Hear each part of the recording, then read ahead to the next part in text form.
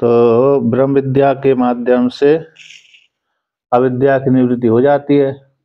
ब्रह्म विद्या और ब्रह्म विद्या के फल, इन दोनों के बीच में कोई कार्यांतर नहीं होता, इसका खंडन कर दिया। उससे उसको बताने के लिए अर्थात ब्रह्म विद्या और ब्रह्म विद्या के फल को दिखलाने, इनके बीच में कार्यांतर को खंडन करने के लिए और मोक्ष रूप परमात्मा को बताने के लिए इन श्रुतियों को उदाहरण दिया गया है। और भी अन्य श्रुतियों को उदाहरण ग्रहण कर लेना चाहिए, ऐसा वर्णन कर दिया। और कहा, दृष्टांत के द्वारा ही समझाया कि भगवान वामदेव ने गर्भ में रह करके अपने आप को जाना, जानते ही वो सर्व हो गए और मनु हो गए, वही मनु हुए थे, वही सूर्य हुए थे, ऐसी अनुभूति भी दिखला दी। अब पुनः और आगे कहते हैं कि यदि, और भी कहते हैं कि प्रश्नोपनिषद को लेकर के पिपलाद मुनि के पास में जो 6 ऋषि गए थे, भरद्वाज आदि ऋषि, भारद्वाज आदि, तो उन्होंने जब पिपलाद मुनि ने 6 ऋषियों को ब्रह्म विद्या प्रदान कर दी, तो ब्रह्म विद्या देने के पश्चात ऋषियों ने कहा कि आप ही हमारे पिता हैं, आप ही हमारे माता, असली पिता आप ही हैं। यद्यपि हम पैदा तो दूसरे से हुए थे, लेकिन आप ही हमारे पिता हैं, क्योंकि आपने हमको संसार सागर से पार उतारा है। इस प्रकार से, तो त्वम ही नः पिता यो अस्माकं अविद्यायाः परम पारम तारयसि। तो 170 नंबर पृष्ठ की दूसरी पंक्ति, हे आचार्य पिपलाद मुनि, त्वम आप ही, न यानी अस्माकम हम लोगों के, हम ऋषियों के, आप ही पिता हैं। अस्माकम हम लोगों के, क्योंकि आपने, जो आप ऋषि है, अस्माकम हम ऋषियों की, अविद्या से परम पारम तारसी, आपने अविद्या से पार लगा दिया, आपने हमको संसार सागर जो अविद्या है उससे पार पहुंचा दिया। इस प्रकार से यहाँ पर वर्णन किया और आपने पार लगा दिया, पहुंचाते हैं, ये वर्णन कर दिया। और भी कहते हैं, छांदोग्य उपनिषद को लेकर के यहाँ पर वर्णन करते हैं कि श्रुतम ही एव में भगवद दृश्यभ्यस्य तरति शोकम आत्मविद इति सोहम भगवः शोचामि तन्महा भगवान शोकस्य पारम तारयतु तस्मै मृदित कषायाय तमसः पारम दर्शयति भगवान सनत कुमारः इति च एवं आद्यः श्रुतयो मोक्ष प्रतिबंध निवृत्ति मात्रम एव आत्मज्ञानस्य फलम दर्शयन्ति। तो यहाँ पर अन्य श्रुतियों को भी भगवान भाष्यकार दृष्टांत के द्वारा समझाते हैं। तो छांदोग्य उपनिषद में कौन सा है, 7वें अध्याय में, तो नारद मुनि सनत कुमार के पास में गए, जिनको सनत कुमार को अरे स्कंद भगवान भी कहते हैं। सनत कुमार को क्या बोलते हैं, स्कंद भगवान। एक कल्प में सनत कुमार ही स्कंद बने थे, एक कल्प में भगवान विष्णु ही सनत कुमार स्कंद भगवान स्कंद बने थे। एक कल्प में भगवान सनत कुमार ही स्कंद बने, एक कल्प में भगवान विष्णु ही स्कंद बने थे। तो यहाँ पर कहते हैं कि वहाँ पर गए, कहाँ पर, सनत कुमार के पास में गए। तो वहाँ पर जाने के पश्चात कहते हैं, भगवद दृश्यभ्यस्य श्रुतम में, हे भगवान, मैंने आपके मुखारविंद से सुना हुआ है। श्रुतम में सुना है कि भगवद दृश्यभ्यस्य, आपके जैसे भगवान, आपके जैसे महापुरुषों से मैंने सुना है। तो क्या सुना है कि तरति शोकम आत्मविद इति, तो आत्मवेत्ता संसार सागर से पार हो जाते हैं, शोक से पार हो जाते हैं। ऐसे मैंने आपके जैसे महापुरुषों के मुखारविंद से सुना है। किंतु सो हम भगवा सोचामी, किंतु हे भगवान संबोधन सोचामी हम नारद, मैं नारद शोक से युक्त हूँ, मैं सोचता रहता हूँ। इसलिए तन्मा भगवान शोकस्य पारम तारेतु, हे भगवान संत कुमार आप मेरे को शोक से पार लगा दीजिए, पहुंचा दीजिए, संसार सागर से पार पहुंचा दीजिए। ऐसा नारद भगवान ने संत कुमार से कहा और संत कुमार जी ने फिर उनको संसार सागर से पार पहुंचा दिया था। तस्मै मृदित कथाए, तस्मै नारदाय, इसको तस्मै मृदित कसाय, जिनके कसाय पक चुके हैं, अर्थात जिनको संसार में रहने की इच्छा बिल्कुल भी नहीं है, संसार के सुख वाले भोगों से जिनको वैराग हो गया। दुख वाले भोगों से सबको ही वैराग होता है, कोई भी दुख नहीं भोगना चाहता है, हर व्यक्ति सुख भोगना चाहता है, लेकिन सुख से ही वैराग हो गया। थोड़ी देर में सुख आ जाता था, थोड़े दुख में दुख आ जाता था, ऐसे सुख और दुख से युक्त संसार से वैराग हो गया है। ऐसे जिनके अब किसी भी प्रकार के भोगों में इच्छा नहीं है, ना पृथ्वीलोक के भोगों में इच्छा, ना ब्रह्मलोक संबंधी अथवा स्वर्गलोक संबंधी भोगों में इच्छा नहीं है। ऐसे नारद मुनि के जो कसाय थे, धर्म थे, पक चुके हैं, किसी प्रकार के भोगों में इच्छा नहीं। ऐसे नारद मुनि के लिए भगवान संत कुमार ने तमसा पारम दर्शिती, तम के पार दिखला दिया, यानी आत्मज्ञान करा दिया ब्रह्म विद्या के माध्यम से, ब्रह्म विद्या के माध्यम से संसार सागर से पार पहुंचा दिया। तो भगवान संत कुमार ने इस प्रकार से यहाँ पर वर्णन किया है। कहाँ पर? भगवान में ज्ञान रूप नौका के द्वारा यहाँ पर वर्णन किया। तम सोचियंतम टीका में आया है, इसमें व्याख्यान कर दिया था। 1 2 3 4 5 पंक्ति टीका की 171 नंबर पृष्ठ पे। तम सोचंतम अर्थात शोक से युक्त वाले नारद जी को, माँ मुझको भगवान ने ज्ञान प्लवेन, ज्ञान रूप नौका के द्वारा शोक सागर में डूबे नारद को परम प्राप्यतु, परम संसार सागर से पार पहुंचा दिया। इति नारद के द्वारा कहा गया उक्त संत कुमार ने तस्मै उनके लिए, नारद के लिए तप के द्वारा, कहते तपसा विदग्ध किलबिषाय, जो तप के द्वारा जिनके कलमश पक चुके हैं। विदग्ध किलबिष पाप, तो पाप किसके द्वारा हो गए? तप के द्वारा विदग्ध हो गए। ऐसे नारद मुनि के तमसा शोकम, तम से जो तम के कारण शोक आता था, तो ऐसे शोक का निदान कारण अज्ञान है, उस अज्ञान को, शोक का कारण जो कारण है अज्ञान है, उस अज्ञान को ज्ञान के द्वारा निवृत्ति रूप जो परम्पार ब्रह्म है, उस परम्पार ब्रह्म को दिखला दिया ज्ञान के द्वारा। तो ज्ञान के द्वारा पर से परे, कार्य कारण से रहते जो परमात्मा तुरीय, वो तुरीय रूप परमात्मा को बोध करा दिया। इस प्रकार से वर्णन कर दिया।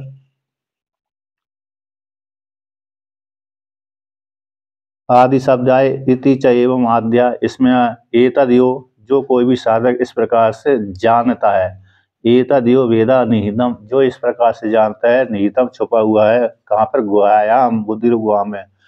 सो वे बुद्धि रूप गुहा में परमात्मा छुपा, और वहीं बुद्धि रूप गुहा में ये बैठी हुई अविद्या की ग्रंथि, और अविद्या की ग्रंथियां ये नष्ट हो जाती हैं। क्या हो जाती है? ब्रह्म ज्ञान के द्वारा निवृत्त हो जाती हैं। इस प्रकार से वर्णन किया। इत्यादि जो श्रुतियां हैं, श्रुतयो 172 नंबर पृष्ठ पे कहते हैं मोक्ष के प्रतिबंधक। तो मोक्ष के जो प्रतिबंधक कौन है? काम है, क्रोध है, लोभ है, मोह है, ये मोक्ष के प्रतिबंधक है। उनकी प्रतिबंधक की निवृत्ति मात्रम, हटाना मात्र ही आत्मज्ञान का फलम, आत्मज्ञान का जो फल को दिखलाती हैं श्रुतियाँ। श्रुतियाँ मात्र क्या करती हैं, मोक्ष के जो प्रतिबंधक अविद्या, काम क्रोध लोभ मोह आदि हैं उनको निवृत्ति मात्र करती हैं, हटाती मात्र हैं। जब जब अविद्या हट जाती है, काम क्रोध कारण के हट जाने पर कार्य भी निवृत्ति हो जाती है, कारण के हट जाने पर कार्य की निवृत्ति हो जाती है। तो मोक्ष के प्रतिबंधक अविद्या, कामना से युक्त अविद्या की निवृत्ति मात्र आत्मज्ञान का फल ये श्रुतियां दिखलाती हैं। इस प्रकार से वर्णन किया। तथा च, अब तथा च कहते हैं श्रुतियां अकेली नहीं है, न्याय के द्वारा भी दिखलाया गया है कि ज्ञान के द्वारा ही मोक्ष फल की प्राप्ति होती है। तो ज्ञान का जो फल है मोक्ष है ना, मोक्ष के प्रतिबंधक निवृत्ति मात्र को ही ज्ञान का फल को, जो ज्ञान का फल है मोक्ष को दिखला देती हैं। यानी अविद्या की निवृत्ति होना ही मोक्ष फल की प्राप्ति हो जाना है। इस प्रकार से मोक्ष को उत्पन्न नहीं करती, ब्रह्म ज्ञान मोक्ष को उत्पन्न नहीं करता, बल्कि अविद्या मात्र की निवृत्ति कर देता है। मोक्ष तो पहले से ही विद्यमान है, अतः मोक्ष यानी ब्रह्म को उत्पन्न नहीं करते। ब्रह्म तो जीवात्मा का स्वरूप जो ब्रह्म है वो पहले से विद्यमान है। अब कहते हैं तथा च आचार्य प्रणीतम न्याय उपबृहीतम सूत्रम, आचार्य के द्वारा रचित न्याय से युक्त, न्याय से वृद्धि को प्राप्त हुआ जो आचार्य है, न्याय गौतम मुनि के द्वारा रचित, कणाद मुनि के द्वारा, गौतम मुनि के द्वारा, तो न्याय सूत्र हो गया। तो उनके द्वारा रचित ग्रंथ भी, सूत्र भी इसी प्रकार का बोध कराता है। क्या बोध कराता है कि ज्ञान के द्वारा अविद्या की निवृत्ति, दुख की निवृत्ति, ज्ञान के द्वारा दुख की निवृत्ति, संसार निवृत्ति से मोक्ष फल की प्राप्ति हो जाती है। और ज्ञान के से और मोक्ष के बीच में कोई, मोक्ष और ज्ञान के बीच में कोई दूसरा कार्यांतर नहीं रहता। बस ज्ञान के द्वारा अविद्या की निवृत्ति होती ही कार्य की निवृत्ति हो जाती है, कारण की निवृत्ति हो जाने पर कार्य की निवृत्ति हो जाती है। उसको यहाँ पर वर्णन कर देते हैं कि तथा च, इस प्रकार से तथा च आचार्य के द्वारा रचित जो न्याय शास्त्र है, उपबृहीतम, तो उपबृहीतम है, ब्रीहि वृद्ध धातु है, तो उपसर्ग हो गया, ब्रीहि धातु तित बृहीतम, ब्रह्महितम, ओप ब्रह्महितम ऐसा हो जाएगा। जो नकार है, अनुस्वर है, उसको नकार के द्वारा भी उच्चारण, कंठ से भी उच्चारण होगा और नाक से भी उच्चारण होगा। जो ऊपर की जो बिंदी होती हैं उसको दो स्थान से उच्चारण होते हैं, एक नाक से जोर लगाना पड़ती है, एक जो नकार है मतलब मकार है, ये अनुस्वर आगे के शब्दों को लेकर के परिवर्तन हो जाता है।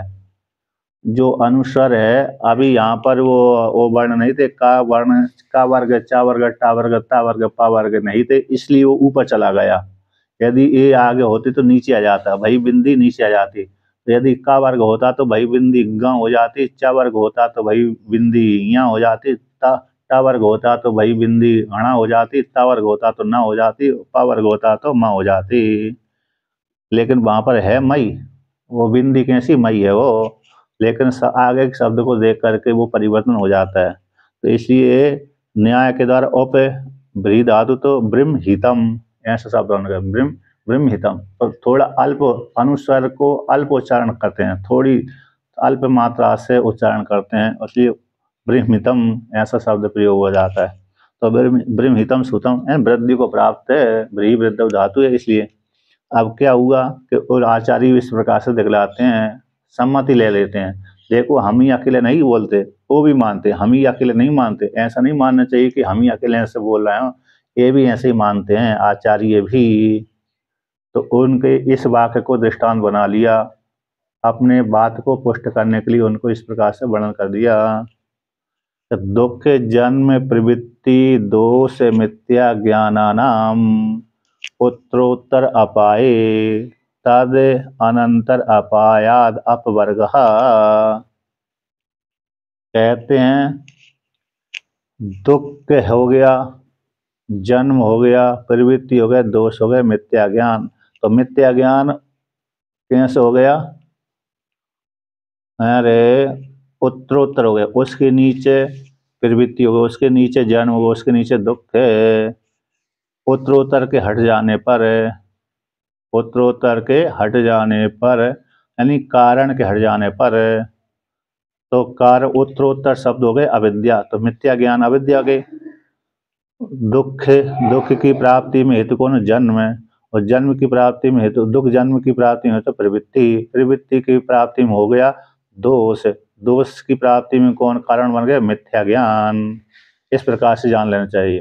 तो मिथ्या ज्ञान के हट जाने पर प्रवृत्ति, जन्म, दुख आदि की निवृत्ति हो जाती है। तो उत्तरोत्तर के अपाय हो जाने पर, उत्तर उत्तर आगे आगे के हट जाने पर, उत्तर हो गए अविद्या, अज्ञान, कारण।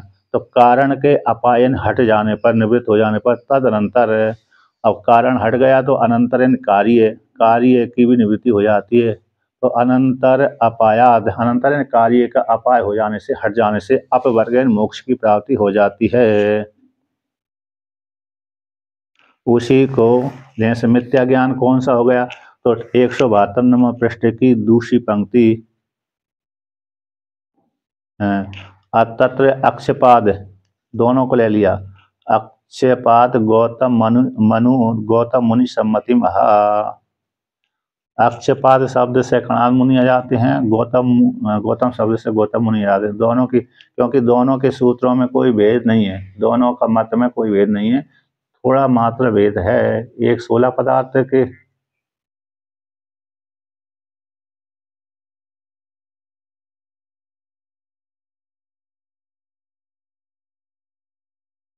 कौन को?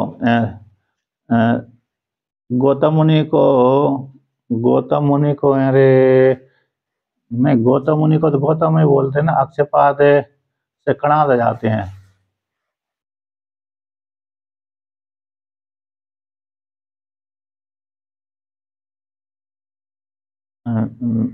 उल्लू, उल्लू को रूप में दर्शन दिया।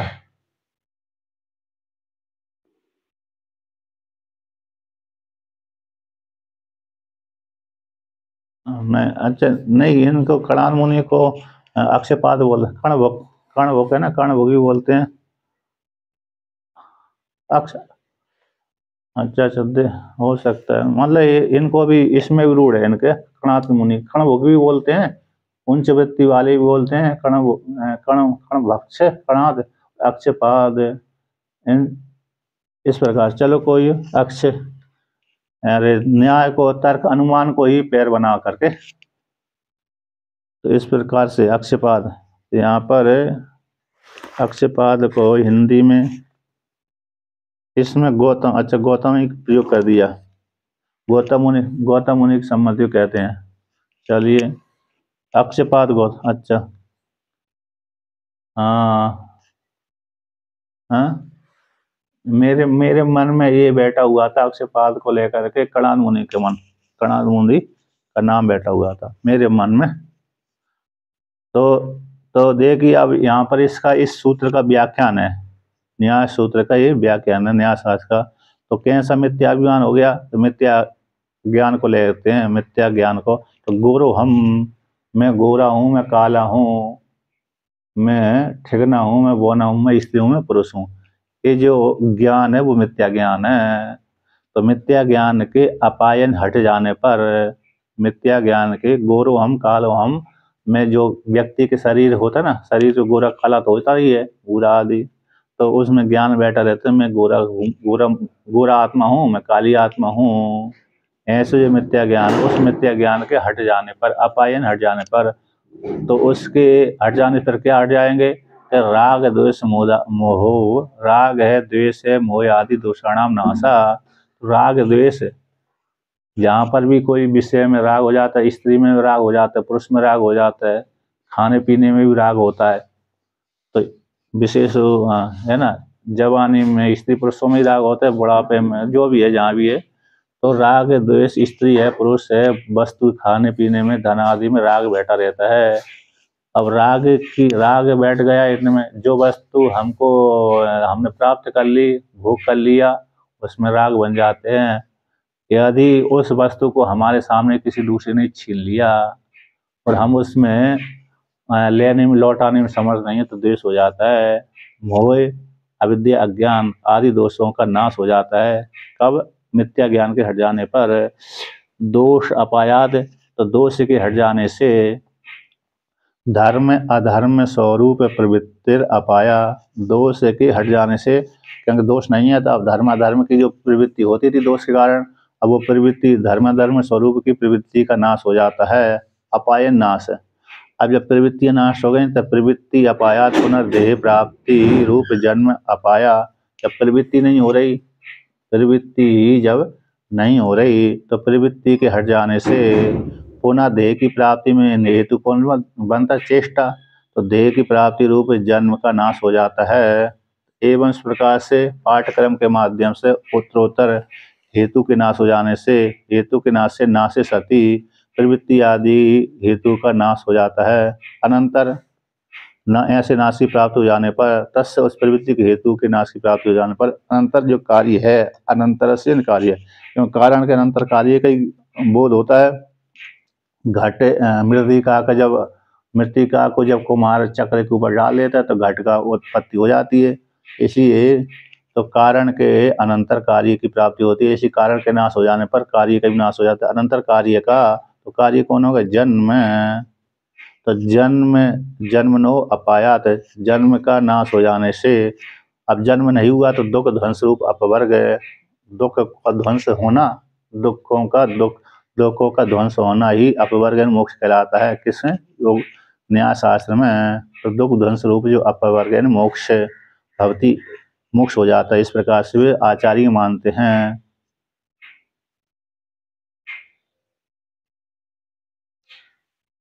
अब यहाँ पर आगे मिथ्या कहाँ गया? अच्छा, यहाँ पर इनका कितने का सूत्र है? 1 1 2 का है ना? 1 1 2। अच्छा यहाँ से जो सूत्र लिया है ना, तो ये लंबा सूत्र है। लंबा सूत्र क्योंकि यहाँ पर आगे दिया ननु पूर्व सूत्र है। कौन से पूर्व सूत्र में? मतलब यहाँ पर कणाद मुनि के द्वारा रचित सूत्र में, गौतम मुनि के द्वारा रचित सूत्रों में तत्व ज्ञानाद निश्रेया से अधिगमा, ये सूत्र। तो तत्व ज्ञान से निश्रेय मोक्ष की प्राप्ति होती है। ये आगे की पंक्ति है, चाहे आगे की, तो क्योंकि पूर्व सूत्र में, पूर्व सूत्र में तो 1 1 2 का ही है ना, 1 1 2 का। ऊपर भी कितना लिखा है? 1 1 2 ही लिखा है। तो 1 1 जब ऐसा लिखा है तो पहले इसकी पंक्ति आएगी, फिर बाद में ये पंक्ति आएगी। तो इति युक्त सती, तो ऐसी प्राप्ति हो जाने पर इतर पदार्थ भिन्नात्म तत्व ज्ञाने, इतर पदार्थ इतर भिन्न, इतर पदार्थ के भिन्न आत्म तत्व ज्ञान को कैसे मोक्ष सिद्ध करते हैं? मुझसे अलग इतर है। इतर पदार्थ से भिन्न आत्म तत्व ज्ञान है ना। इतर पदार्थों से भिन्न, इतर पदार्थों से भिन्न, तो इतर हो गया दूसरा, पदार्थों से भिन्न आत्म तत्व ज्ञान से, अन्य के ज्ञान नहीं, आत्म तत्व के ज्ञान से ही मोक्ष सिद्धि होती है। तो कथम मोक्ष साधयति?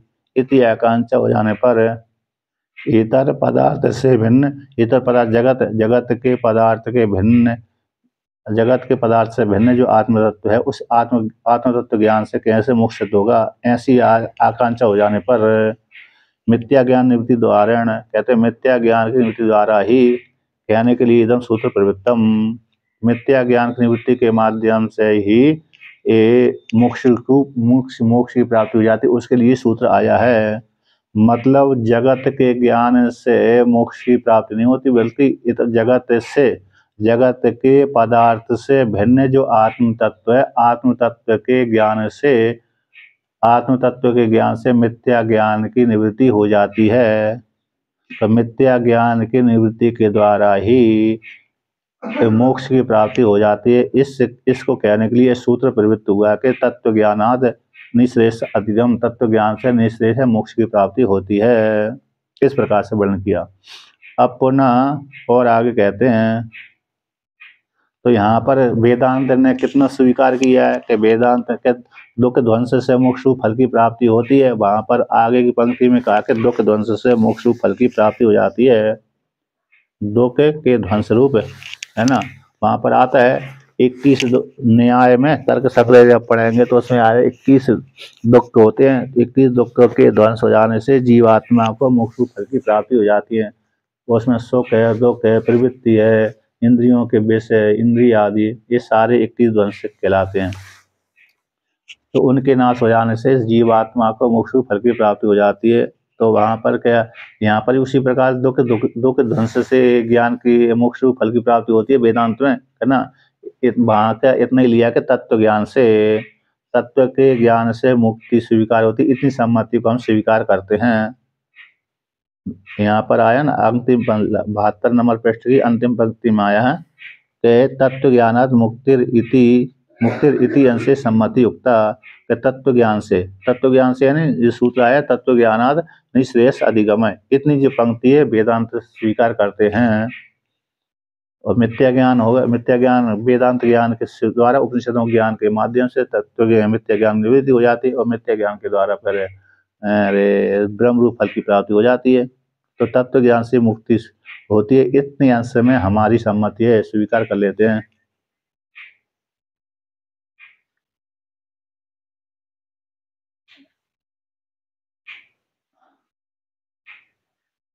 इसमें ये आया ना, ये जो आया है, अरे ये इस प्रकार से दुखों का 21 दुख ये दुख ही तो है, दुख जन्म प्रवृत्ति आदि मिथ्या ज्ञान इत्यादि। तो वहां पर तो दुख कितने हो गए, उसका विश्लेषण किया तो 21 दुख हो गए। 21 प्रकार के दुख तर्क संग्रह में जब उसमें आएंगे, तर्क संग्रह में अंतिम पंक्ति में 21 दुखों का वर्णन कर देते हैं।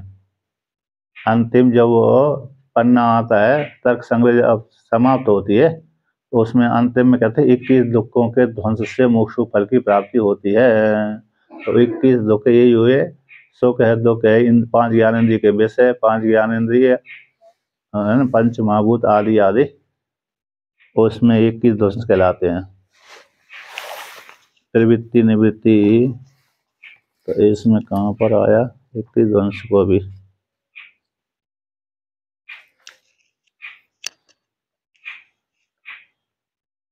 दुखादि चाक्षुष है ना, हाँ, इंद्रिय भी आते हैं, श्रोत्र त्वक इंद्रिय, शब्द स्पर्श रूप रसगंध दुखादि, 6 बुद्धियां, सुख दुख, ये सारे 21 ध्वंस कहलाते हैं। ज्ञान इंद्रिय भी आ गए, इंद्रिय के विषय मन आदि भी आ गए और 6 बुद्धि आ जाएंगी, ये सारे मिलाकर के 21 हो जाते हैं। तो वहाँ पर इस प्रकार से ज्ञान इंद्रिय के विषय और मन, अंतःकरण है, सुख दुख आदि है, ये सारे कुल मिलाकर के 21 हो जाते। 21 पदार्थों के 21 दुखों के ध्वंस हो जाने से मोक्ष फल की प्राप्ति हो जाती है, ऐसा वो मानते हैं। तो यहाँ पर कितना लिया स्वीकार किया वेदांत में कि तत्व ज्ञान से इतने अंश को स्वीकार कर लिया, बाकी अंश जहाँ पर वेद के विरुद्ध जाता है वहाँ पर छोड़ दिया जाता है, उसको खंडन कर देते हैं। अब पुनः और आगे कहते हैं 173 नंबर पृष्ठ पे, मिथ्या ज्ञान अपायश्च ब्रह्मात्म एकत्व विज्ञानात् भवति। मिथ्या ज्ञान का नाश ही किससे होता है, ब्रह्म आत्म एकत्व ज्ञान से मिथ्या ज्ञान का नाश होता है। ब्रह्म जीवात्मा और परमात्मा, ब्रह्म यानी परमात्मा हो गए, आत्मा यानी जीवात्मा हो गए, तो दोनों के एकत्व विज्ञान से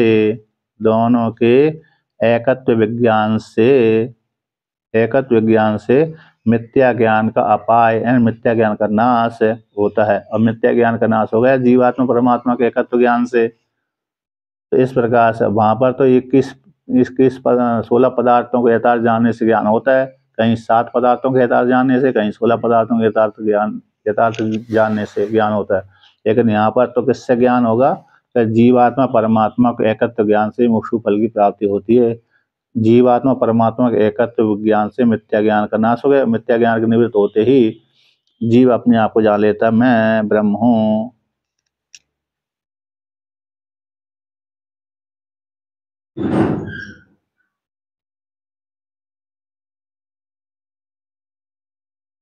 और जो व्यक्ति भेद पूर्वक जानता है तो वहां पर उसको ज्ञान मुक्ति नहीं प्राप्त होती। भेद ज्ञान यत्र ही द्वैतम ही भवति, जब द्वैत अवस्था रहती है उस काल में व्यक्ति अपने से इतर को इतर को देखता है, तो एक मृत्यु से दूसरी मृत्यु को प्राप्त होता है। यह नाने पश्यति, जो नाना प्रकार से देखता है, नाना प्रकार से देखता है, मैं अलग हूँ और आप अलग हैं, यानी मेरे शरीर के भीतर की आत्मा अलग है और आपके शरीर के भीतर की आत्मा अलग है।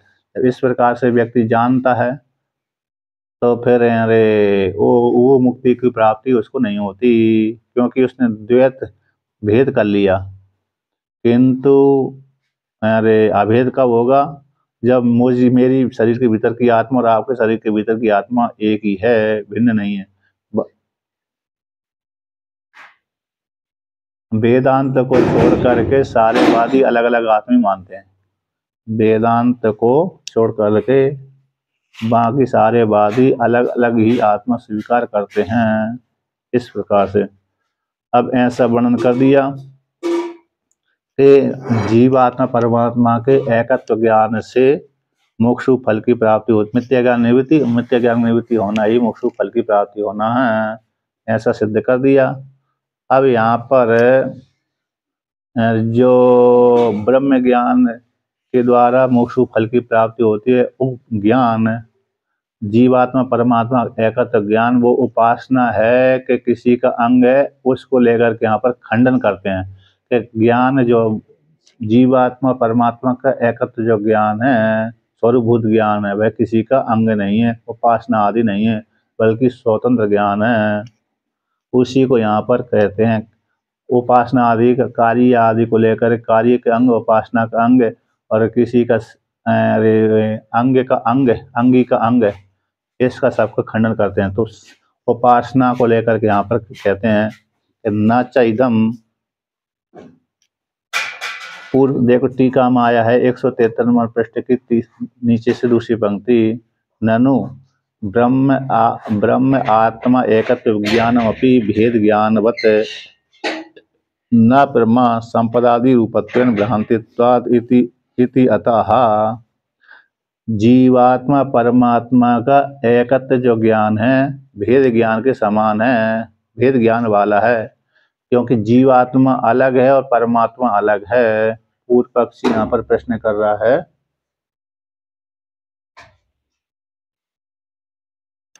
पूर्व पक्षी यहाँ पर प्रश्न कर रहा है कि जीवात्मा अलग है और आत्मा अलग है, परमात्मा अलग है।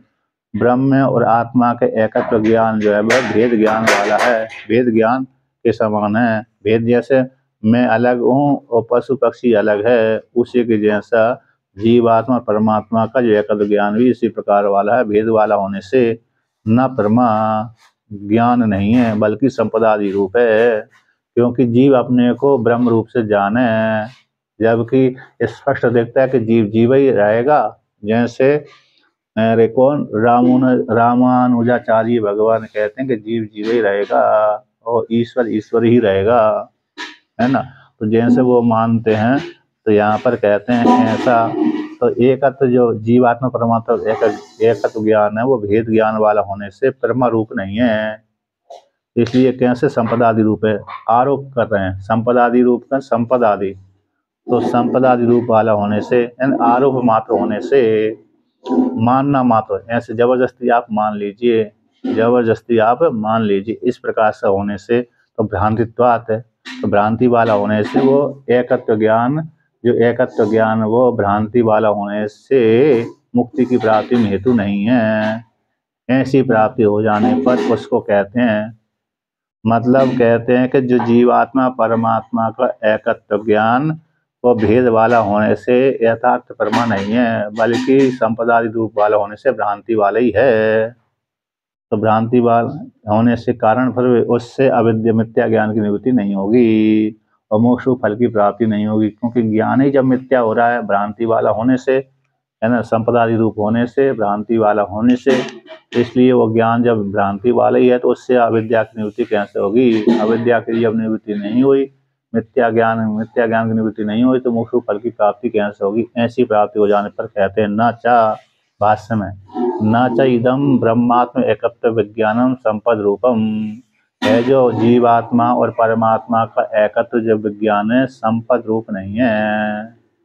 यानी उपासना तीन प्रकार की होती है। उपासना का यहाँ पर खंडन करते हैं कि ज्ञान की उपासना है वो उपासना 3 प्रकार की होती है। कौन सी उपासना 3 प्रकार की होती है? कहते हैं एक अरे कौन सी प्रतीक उपासना, और एक अंग्रह उपासना, एक कर्म अंग और कर्म अंग अबद्ध उपासना। तो मतलब एक प्रतीक उपासना होती है, उसके 2 भेद हो जाते हैं, 2 उपासना है। एक कर्म अंग उपासना, कर्मांग उपासना, कर्म अंग से संबंधित उपासना कर्मांग उपासना कहलाती है। कर्म के अंग से संबंध रखने वाली उपासना को कर्मांग उपासना कहते हैं, कर्मांग संबंध उपासना। और दूसरी होती है प्रतीक उपासना, दूसरी होती है प्रतीक उपासना। तो प्रतीक उपासना के 2 भेद कर देते हैं, एक अधिष्ठान प्रदान हो जाता है, एक आरोप प्रदान हो जाता है। जिसमें आरोप प्रदान उपासना की जाती है उसको अंग्रह उपासना बोलते हैं। जिसमें आरोप प्रदान हो जाता है और अधिष्ठान गौण हो जाता है उसको अंग्रह उपासना। उसका दूसरा नाम होता है संपद उपासना। उसका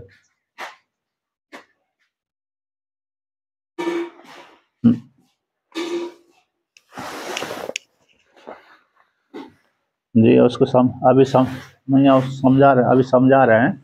मतलब अभी उपासना का देख लीजिए, मतलब उसी को दृष्टांत द्वारा समझाऊंगा। तो प्रतीक उपासना, प्रतीक उपासना के 2 भेद हो गए, अधिष्ठान प्रधान और आरोप प्रदान, है ना। और एक हो गई कर्म अंग उपासना, कर्मों के अंग से संबंधित होने वाली उपासना। कर्मांग उपासना अरे आरोप प्रदान संपद अथवा अंग्रह उपासना, और अधिष्ठान प्रदान प्रतीक उपासना। तो जिसमें अधिष्ठान प्रदान होता है उसको प्रतीक उपासना बोलते हैं। जिसमें अधिष्ठान की प्रधानता होती है उसको प्रतीक उपासना। और जिसमें आरोप की अधिष्ठान तो है लेकिन अधिष्ठान गौण हो जाते हैं और आरोप प्रदान हो जाते हैं उसको अंग्रह उपासना अथवा संपद उपासना। यहाँ पर संपद आदि रूप बोल दिया ना, संपद, तो संपद शब्द का दूसरा पर्यायवाची हो गया अंग्रह उपासना। अब इसको कहते हैं, जैसे प्रतीक उपासना के 2 भेद कर दिए थे, तो सालिग्राम में विष्णु बुद्धि।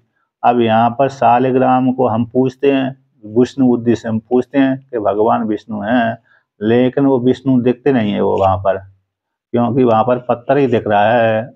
जैसे नर्मदा जी के शिला में नर्मदेश्वर दिखते हैं, नर्मदेश्वर हैं, लेकिन वहाँ पर शिव जी नहीं दिख रहे। शिव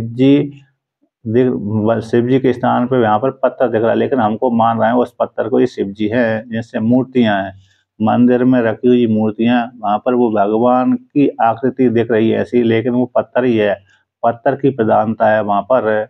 मूर्ति में दिखने वाले भगवान वहाँ पर गौण है, लेकिन हमको जबरदस्ती वहाँ पर माननी पड़ती है कि भगवान है, भगवान का ऐसा रूप है।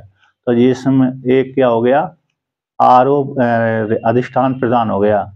तो सालिग्राम में विष्णु बुद्धि, नरदेश्वर में शिव बुद्धि, मूर्तियों में तत्त भगवान की जो मूर्तियां तत्त बुद्धि।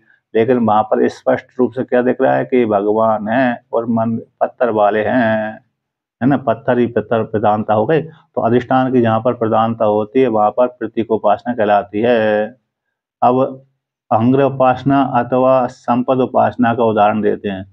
जहाँ पर अधिष्ठान तो गौण हो जाता है, जहाँ पर अधिष्ठान तो गौण हो जाता है लेकिन आरोप प्रधान हो जाता है, जहाँ पर अधिष्ठान गौण हो जाता है और आरोप प्रधान हो जाता है उसको संपद उपासना अथवा अंग्रह उपासना बोलते हैं। जैसे जैसे जीवात्मा और परमात्मा की जब एकत्र उपासना करते, जीव कहता है मैं ब्रह्म हूँ, जीव जब कहता है कि मैं ब्रह्म हूँ, तो वहां पर जीव दब जाता है, गौण हो जाता है, ब्रह्म प्रधान हो जाता है, तो अंग्रह उपासना हो गई। अब दूसरा उदाहरण दे लीजिए कि आदित्य भगवान की ब्रह्म दृष्टि से उपासना, कि आदित्य भगवान ब्रह्म है, आदित्य भगवान ब्रह्म है। जब आदित्य भगवान लोप नहीं हो रहे, प्रत्यक्ष जात दिख रहे हैं, तो अधिष्ठान प्रदान हो गए। जब लोप कर देंगे और ब्रह्म जात प्रदान हो जाएगा तो वह अंग्रह उपासना कहलाएगी, तो उस प्रकार का फल मिलेगा।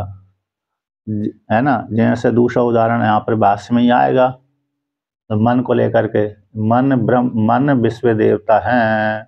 मन कैसे? विश्व देव है। तो मन भी अनंत है, मन एक है लेकिन वृत्ति वैसे अनंत हो जाता है। उसी प्रकार से विश्व देवता भी अनंत है। एक मन का एक विश्व, एक दूसरे मन का दूसरा विश्व देवा, तो उससे अनंत लोक फल की प्राप्ति हो जाती है। तो वहां पर मन कौन है? विश्व देव है। तो विश्व देव प्रधान हो जाते हैं, मन गौण हो जाता है, जिसका चिंतन चलता है मन में, तो मन लोप हो जाएगा। मन कैसे हो जाएगा? लोप और विश्व देवता प्रधान हो जाएंगे। तो जहाँ पर आरोप है, जैसे जैसे दूसरा लौकिक उदाहरण और देख लीजिए। जैसे रस्सी है, और रस्सी में सर्प दिख गया, तो थोड़े काल के लिए वहां पर रस्सी दब गई, वो सर्प दिख गया। सर्प जो आरोप सर्प था उसकी प्रधानता हो गई। रस्सी थोड़ी देर के लिए दब जाती है, गौण हो जाती है। जब हम आरोप करते हैं वहां पर भ्रम के कारण, अविद्या के कारण, अज्ञान के कारण रस्सी में सर्प का आरोप करेंगे, तो वहां पर रस्सी तो दब गई, यद्यपि अधिष्ठान रूप रस्सी है लेकिन दबी हुई है। कैसी? गौण हो गई, लेकिन सर्प की प्रधानता हो गई। तभी तो सर्प की प्रधानता न हो तो फिर व्यक्ति को भय उत्पन्न हो ही ना वहां पर, है ना। इसलिए सर्प सादृश्य को लेकर भ्रम ज्ञान होता है, सादृश्य को लेकर भ्रांति होती है।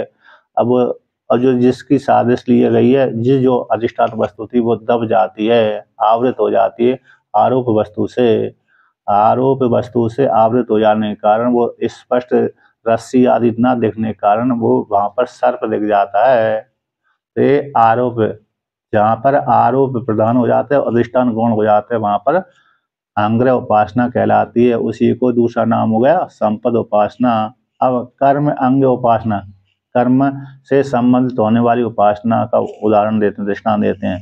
जैसे 10 पूर्णमास याग है, 10 पूर्णमास याग है, तो 10 पूर्णमास याग करने वाला व्यक्ति अब 10 पूर्णमास याग करेगा।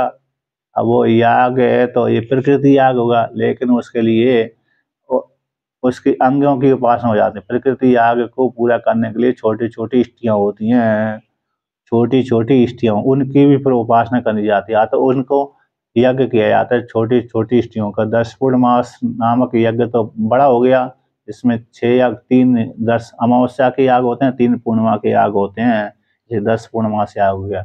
अब इसकी जो छोटी छोटी इष्टियां होती है उसको प्रयाज, अनुयाज, उपयाज इस संज्ञा दी गई है। अब वो प्रयाज यज्ञ करेंगे तो उसके लिए दूध, दही, घृत आदि चाहिए। उसके द्वारा प्रयाज नामक यज्ञ होगा। छोटी इष्टियां, थोड़ा बहुत आहुति डलती होंगी। अनुयाज उसी प्रकार, अनुयाज, प्याज, अनुयाज और प्याज इत्यादि ये हैं।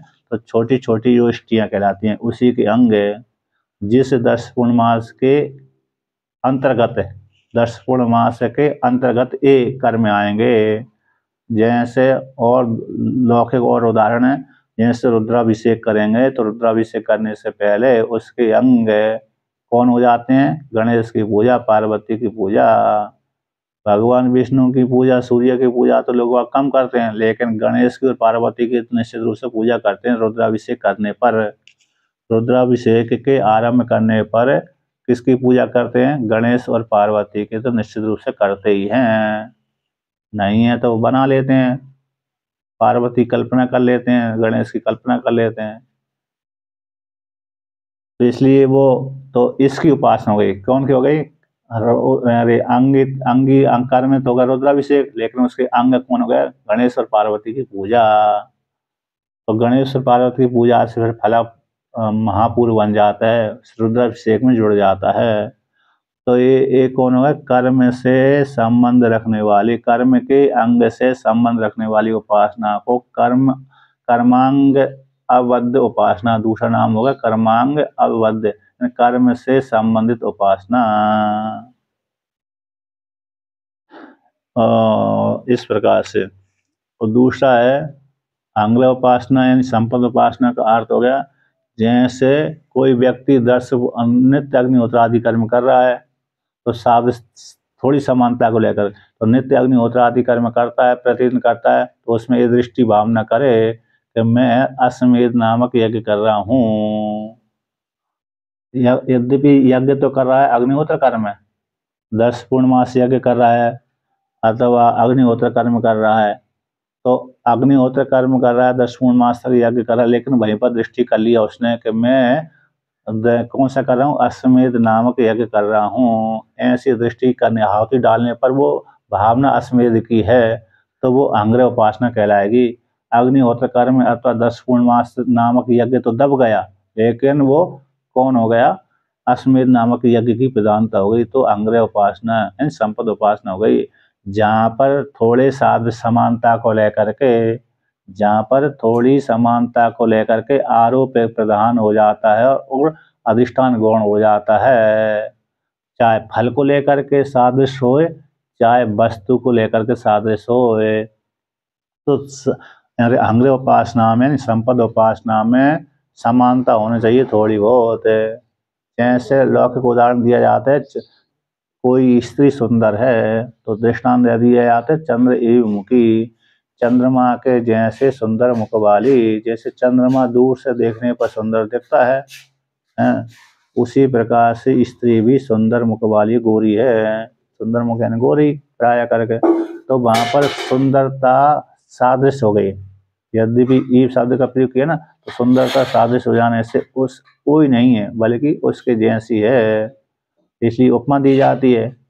तो उपमा इसलिए यहाँ पर कुछ न कुछ सादृश्य होना चाहिए, अंग्रह उपासना में भी कुछ न कुछ सादृश्य है, तो सादृश्य को लेकर के वो इस प्रकार से कल्पना बन जाती है। तो यहाँ पर हो गए, तो इसलिए आरोप प्रधान, जहाँ पर आरोप प्रदान होता है वहाँ पर अंग्रह उपासना कहलाती है, जहाँ पर अधिष्ठान प्रदान होता है वहाँ पर प्रतीक उपासना कहलाती है, और जहाँ पर कर्म के साथ संबंध होती है वहाँ पर कर्मांग, कर्म के अंग से संबंध होने वाली उपासना को कर्मांग अवद्ध उपासना ऐसा ही बोल देते हैं, कर्मांग उपासना ऐसा ही बोलते हैं, कर्म के अंग की उपासना, तो कर्मांग उपासना हो गई। अब उसी को यहाँ पर है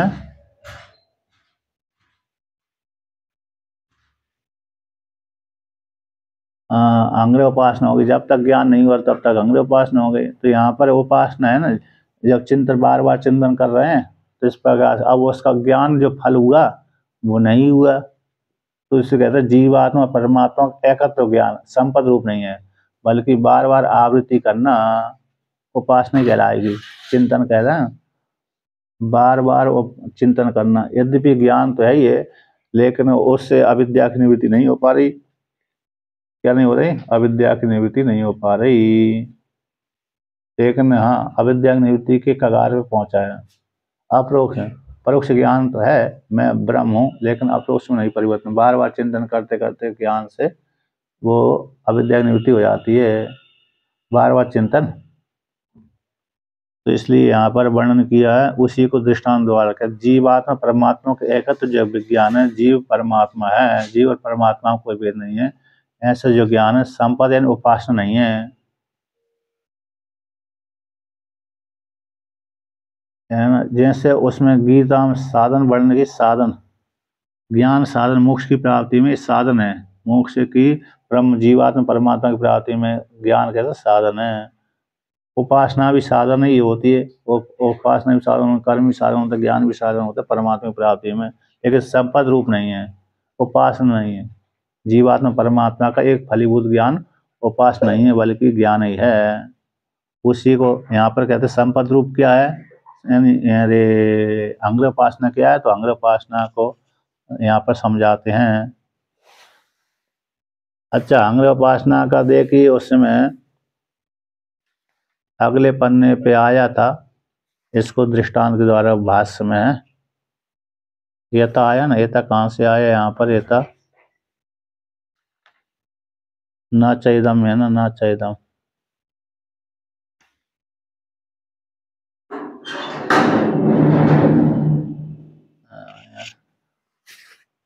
तो एता चाहिए एक लक्षण संपद उपासना के लक्षण है। 174 नंबर पृष्ठ की पहली पंक्ति, इस संपद उपासना हिंदी में तो विस्तार पूर्वक वर्णन कर दिया, लेकिन वह जो भाष्य टीका भाष्य रत्न प्रवाह की टीका में पहली पंक्ति अल्प आलम्बन तिरस्कारेण उत्कृष्ट वस्तु अभेद ध्यानम संपद ये लक्षण है संपद उपासना का। अरे चिंतन है। अल्प आलम्बन, आलम्बन है ना अधिष्ठान, तो अल्प आलम्बन के तिरस्कार कर देने से उत्कृष्ट वस्तु का अभेद ध्यान, जिसमें आरोप किया जा रहा है, जैसे सामान्य वर्ण की आरोप प्रधान है, अरे संपद उपासना अधिष्ठान प्रधान अरे प्रतीक उपासना, तो उत्कृष्ट अल्प आलम्बन का तिरस्कार कर देने से, आलम्बन है अधिष्ठान, उसका तिरस्कार कर देने से अब उसी आलम्बन में उत्कृष्ट वस्तु का ध्यान करना, उत्कृष्ट वस्तु का अभेद ध्यान करना। तो मन कैसा है? विश्व देवता है, मन ब्रह्म है, इस प्रकार से। तो इसको संपद उपासना कहते हैं। यानी जो आलम्बन था उसको थोड़ा बहुत तिरस्कार कर दिया, पूरा पूरा तिरस्कार नहीं किया। पूरा ही तिरस्कार करेंगे तो किस में आरोप करेंगे? तो थोड़ा सा आरोप का जो अधिष्ठान का अल्प तिरस्कार कर दिया और उस अधिष्ठान में उत्कृष्ट वस्तु का अभेद ध्यान करने लगे, उसको संपद कहते हैं, उसको संपद कहते हैं। अब उसी को भाष्य में देखो समझाते हैं। ये लक्षण है, एक कंठस्थ करने के योग्य लक्षण। उसी को भाष्य में 173 नंबर पृष्ठ पे उसको समझाते हैं कि यथा अनंतम वै मनो अनंता विश्वे देवा अनंतम एव सा तेन लोकम जयति इति। 175 नंबर पृष्ठ पे आएगी पंक्ति। कहते हैं अनंतो वही मनो, मन यद्यपि एक है, मन कैसे एक है, लेकिन वृत्ति वैसे मन अनंत हो जाता है। अभी घट की वृत्ति बन रही है, थोड़ी क्षण में, थोड़ी देर में पट की वृत्ति बन गई, थोड़ी देर में अन्न की वृत्ति बन गई। जिस जिस विषय को देखता है, चक्षु इंद्रिय के साथ संबंध हो जाता है, उसकी वृत्ति बन जाती है। कभी कभी मनोराज्य करने लगता है। तो मन अनंत है, इसलिए विश्व देवा भी अनंत है। तो इसलिए अनंत मन में अनंत विश्व देवता का अभेद चिंतन, तो मन गौण हो जाता है। यदि मन रूप अधिष्ठान रहेगा लेकिन विश्व देवता प्रधान हो जाते हैं, तो विश्व देव भी कैसे अनंत है। तो ऐसे उपासना करने से मन विश्व देव है, अनंत मन अनंत रूप विश्व देव है, अनंत विश्व देव है। ऐसा अभेद चिंतन करने से अनंतम एव, अनंत रूप लोक को, है ना, उस उपासना के बल से सब साधक है, सायन साधक वह इस प्रकार अनंत एव अनंत ही फल को प्राप्त करता है। लेकिन उस ज्ञान के द्वारा, उपासना के द्वारा, उपासना रूप ज्ञान के द्वारा लोकम जयति, अनंत लोक प्राप्त कर लेता है। इस प्रकार से अनंत लोक को प्राप्त कर लेता है। ठीक है ना। तो यहाँ पर वर्णन किया। तो उसी को टीका में 174 नंबर पृष्ठ पे है, यथा मन स्ववृत्ति से अनंत हो जाने से अनंतम कहलाता है। जैसे मन अपनी वृत्ति के कारण, उसकी मन की जो वृत्ति अनंत है, इसलिए अनंत मन कहलाता है। तथा उसी प्रकार से उससे उत्कृष्ट, मन से उत्कृष्ट विश्व देवता हैं, वह भी अनंत है। तो अनंतत्व साम्य से, तो अनंतत्व समानता हो जाने से विश्व देवा मन एव, तो विश्व देवता कौन है? मन है। इति संपद उपासना, इस संपद उपासना उसी प्रकार से कहता है, इस संपद उपासना के द्वारा अनंत फल की प्राप्ति होती है। तथा उसी प्रकार से तो यहाँ पर भी जीवात्मा परमात्मा में क्या समानता है? तो कहते हैं तो चेतनत्व सामा, जीव भी चेतन है, परमात्मा भी चेतन है, उसमें दोनों समानता हो जाने से जीव में ब्रह्म का भेद संपद हो जाए कि ना, है ना। जीव में ब्रह्म का अभेद चिंतन संपद नहीं, बल्कि ज्ञान स्वरूप है, उपास नहीं है। जीव में ब्रह्म का जो अभेद संपद है, इति नाचा के माध्यम से खंडन कर, नाचा ये जीवात्मा परमात्मा एकत्व ज्ञान संपद रूप नहीं है, बल्कि ब्रह्म ज्ञान ही है, और ब्रह्म ज्ञान के द्वारा अविद्या की निवृत्ति हो जाती है। इस प्रकार से वर्णन किया। अब आगे का पाठ फिर कल कराई हुए।